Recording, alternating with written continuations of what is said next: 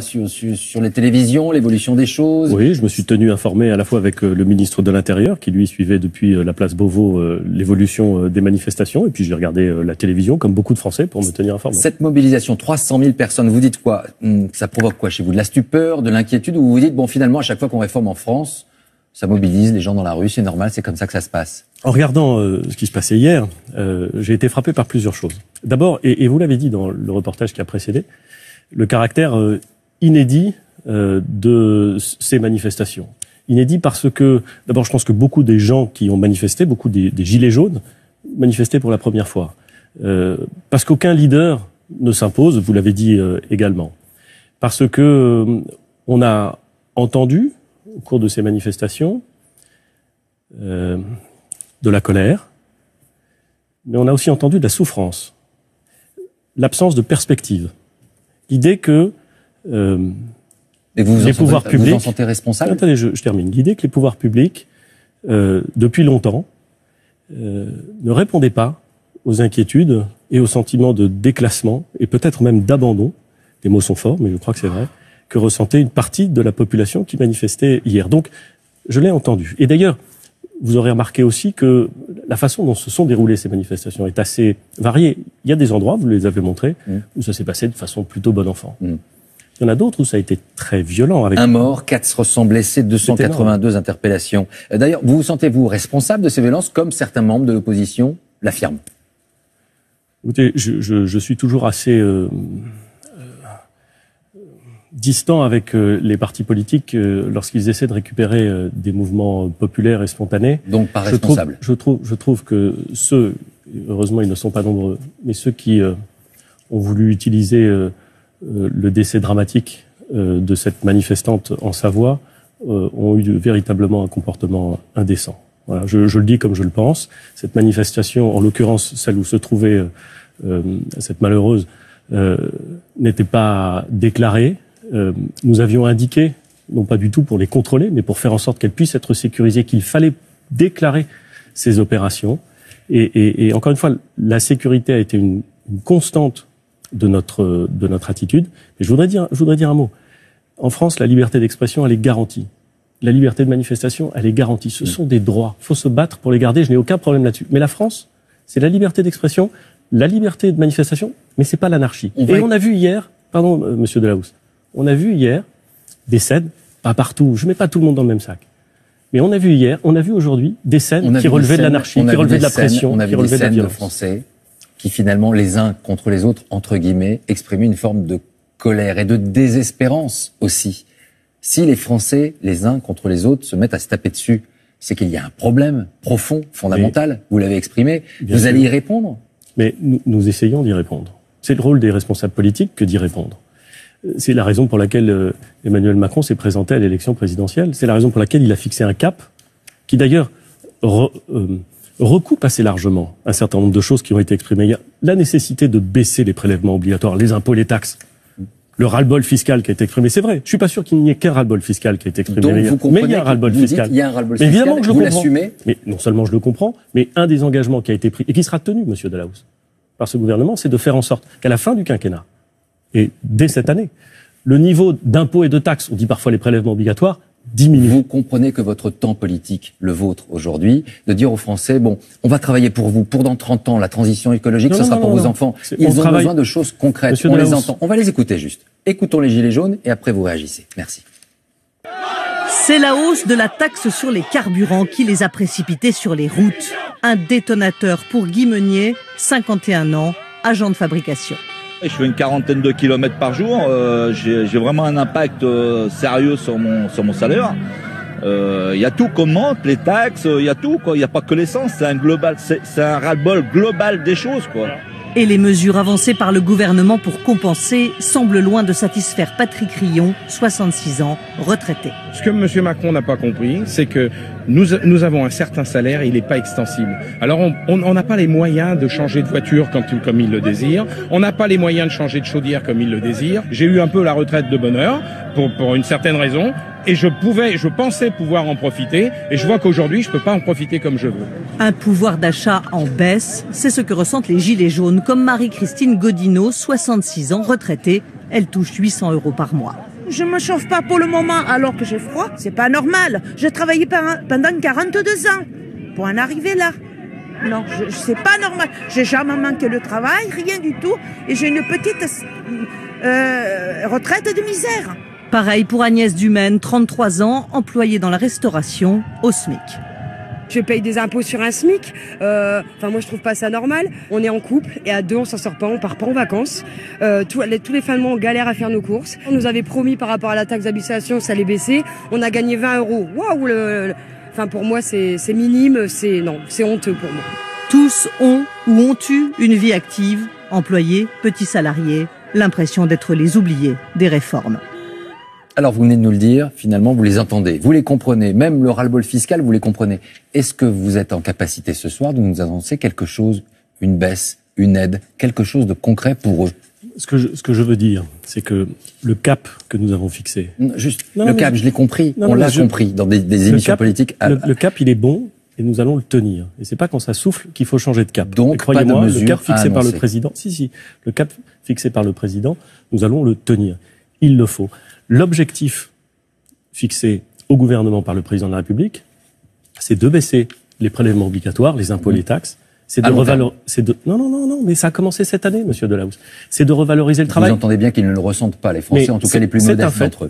C'est un fait. Et on peut sans doute à la fois beaucoup mieux expliquer et beaucoup mieux accompagner. C'est pas simplement une question d'explication. Je prends au sérieux les gens qui s'expriment. Cette dame qui vient de s'exprimer, qui gagne un SMIC, elle n'a pas peut-être ressenti quelque chose qui est vrai, qu'on a mis en place cette année. C'est la disparition des cotisations sociales sur la maladie et sur le chômage. Ça veut dire quoi? Ça veut dire que pour cette dame, au SMIC, cette année, avec l'effet total des mesures, c'est plus 265 €. C'est un fait. Alors, ensuite, qu'on soit parti de très loin. Mais c'est vrai, monsieur Delahousse, ça fait, juste un mot, ça fait 40 ans que les impôts et les taxes augmentent. Et pendant le moment où on augmentait les impôts et les taxes, on a fait exploser la dette. Ça veut dire quoi? Ça veut dire que nous, ce gouvernement, ce président de la République, il nous revient de réparer le pays. C'est ce qu'on veut faire. Sauf que vous avez peut-être sous-estimé une chose, c'est que les prélèvements obligatoires baisseront. La voiture était peut-être un objet plus sacré que vous ne le pensiez pour les Français, parce que pour leur famille, pour se déplacer, pour les professionnels. Je sais parfaitement quelle est la place de la voiture. Que ce soir, vous nous confirmez que la taxe carbone sera bel et bien maintenue. Oui ou non? Oui. Oui. La trajectoire carbone. Aucun aménagement, aucun moratoire? Oui. La trajectoire carbone que nous avons fixée, nous allons la tenir. Nous n'allons pas la tenir pour le plaisir d'ennuyer les Français. Pour utiliser un mot poli, mais c'est pas celui-là. Mais une pondération dans cette trajectoire? Nous voulons simplement faire en sorte, plusieurs choses. D'abord, de faire en sorte que la fiscalité, elle pèse plus sur le carbone, sur la pollution, que sur le travail. C'est indispensable si on veut garantir la prospérité française. Et deuxièmement, on veut faire en sorte d'accompagner les Français. J'ai annoncé un plan qui prend 500 millions d'euros pour accompagner les Français. Et je pense que ce que je retiens de la journée d'aujourd'hui, et de la journée d'hier, c'est la nécessité, dans tous les domaines, que ce soit la trajectoire carbone, la fiscalité, ou peut-être plus fondamentalement encore, ce que nous allons annoncer s'agissant de l'énergie à la fin du mois de novembre, ce que nous allons annoncer s'agissant du transport à la fin du mois de novembre également, accompagner mieux les Français, faire en sorte qu'ils sentent que cette transition écologique que nous devons réussir, aujourd'hui, pas pour l'intérêt du gouvernement, les sacrifiés de la transition écologique, c'est ce qu'ils ressentent, en tout cas pour l'intérêt du gouvernement, pour l'intérêt de la France. Parce que nous devons réussir cette transition écologique. Elle ne peut être réussie, et c'est ça qui est important. Et c'est ça qu'ils ont dit. Elle ne peut être réussie que si nous accompagnons effectivement, pratiquement, les Français. C'est ce que nous allons faire, car le message a été entendu. Nous allons permettre aux Français, y compris ceux qui ne vivent pas dans les grandes métropoles, tout ne va pas bien dans les grandes métropoles. Mais je ne parle pas de cela. Je parle de ceux qui se sont retrouvés dans une situation, c'est pas eux qui l'ont choisi. Ils se sont retrouvés dans une situation où, installés à 40, 50, 60 kilomètres des villes, ils ont besoin de leur véhicule individuel et ils se chauffent au fioul. Et nous, ce que nous voulons, c'est les libérer de cette dépendance au pétrole et faire en sorte qu'ils puissent, dans leur vie quotidienne, profiter d'une vie prospère et débarrasser de cette contrainte que peut être le pétrole. Prospère, vous avez entendu cette colère. Bien sûr. C'est compliqué pour eux, peut-être encore ce soir, d'entendre ce mot, parce qu'elle n'est pas prospère. Mais je le sais leur bien. Vie pour une partie d'entre eux. Je le sais bien, j'ai été élu d'une ville, certes, d'une grande ville, certes, enfin la ville du Havre. C'est pas exactement la ville dont, dans l'ensemble de la population française, on imagine spontanément qu'elle serait une ville riche. Bon, voilà. Donc je vois très bien cette colère qui s'exprime. Je la comprends parfaitement. Cet après-midi, vous avez rencontré le président de la République. Je l'ai eu au téléphone, car il était en Allemagne. Vous êtes donc tous les deux, finalement, sur la même ligne, totalement. Vous n'avez pas tenté d'infléchir sa position en lui disant il faut peut-être envoyer un message, faire un effort. Ce genre de discussion, vous ne les avez pas avec lui? Le président de la République et vous, il y a une feuille de papier millétrée. Et moi, et l'ensemble du gouvernement. Il s'est engagé devant les Français. Alors, évidemment, on peut dire que ça n'a aucune importance. Moi, je crois que c'est très important. L'engagement qu'il a pris en 2017, à un moment où les Français, parce qu'ils étaient déjà en colère, ont écarté tous les responsables politiques qui avaient, tous ceux qui avaient œuvré avant 2017. L'engagement qu'il a pris est essentiel. Ce cap, revaloriser le travail, baisser les prélèvements obligatoires, réparer le pays, faire en sorte qu'on trouve des solutions efficaces au numérique dans les régions, à la campagne, faire en sorte qu'on puisse favoriser l'accès de chacun, y compris à la campagne, y compris dans les petites villes, à la santé. Ça, ce sont des engagements précis. On va les tenir. Quand Laurent Berger, leader de la CFDT, appelle à une réunion des syndicats, des associations pour construire un pacte social de la conversion écologique, vous lui répondez quoi ce soir? Oui, on se met autour de la table? Je lui dis ce que je lui dis régulièrement et ce que je dis à tous ceux qui ont une responsabilité ou un engagement. Toutes les bonnes idées sont à prendre, toutes les bonnes volontés sont utiles. Ou non. Donc j'entends ce qu'il a proposé. Je ne crois pas que ce que demandent les Gilets jaunes, c'est une grande conférence avec des responsables politiques et des responsables syndicaux. Mais vous n'avez pas un peu occulté les corps intermédiaires depuis le début de votre mandat? Nous travaillons avec les organisations syndicales. Je l'ai fait systématiquement. Je suis sûr que vous avez dans vos archives un nombre considérable d'images où on voit qu'ils viennent à Matignon et nous travaillons ensemble. Je les écoute, je les respecte, je les écoute, je les respecte. Et ce que veulent les Français, ce sont des résultats. Et donc, ce à quoi moi je suis tenu, c'est de faire en sorte que la politique qui a été fixée par le président de la République, elle rencontre des résultats. C'est ce que je fais avec le gouvernement, avec la majorité. Si demain, après-demain, le week-end prochain, le mouvement reprend, il n'y aura pas de mesures concrètes de baisse de ces taxes qu'ils réclament. C'est une question que eux se posent. Mais je comprends très bien qu'ils se la posent. Et j'ai vu dans le passé un nombre considérable de responsables politiques venir changer des plans qu'ils avaient formulés par un nouveau plan. On avait prévu souvenez-vous des bonnets rouges. Aujourd'hui, si on a un problème de financement des infrastructures, c'est probablement parce que, à l'époque des bonnets rouges, le gouvernement, parce qu'il a été impressionné, a changé de plan. Moi, j'entends ce que disent les Français, mais je vois le cap, je n'en change pas, et j'essaie de trouver les bonnes solutions pour intégrer ce que les Français ont dit. Et je crois qu'ils veulent plus d'accompagnement dans leur vie quotidienne, dans leur vie réelle, et c'est ce que nous allons faire. À une autre époque, une autre personne que vous connaissez bien, Alain Juppé, était resté un peu droit dans ses bottes face à la réforme, justement. Est-ce que vous pensez qu'appliquer la même méthode aujourd'hui est entendable pour eux? Mais je ne sais pas si c'est la même méthode. Je vous l'ai dit, je le dis avec beaucoup de sincérité, j'entends ce que disent les Français. C'est très clair. Le mouvement des Gilets jaunes, il s'est exprimé de façon très claire. Donc j'entends ça.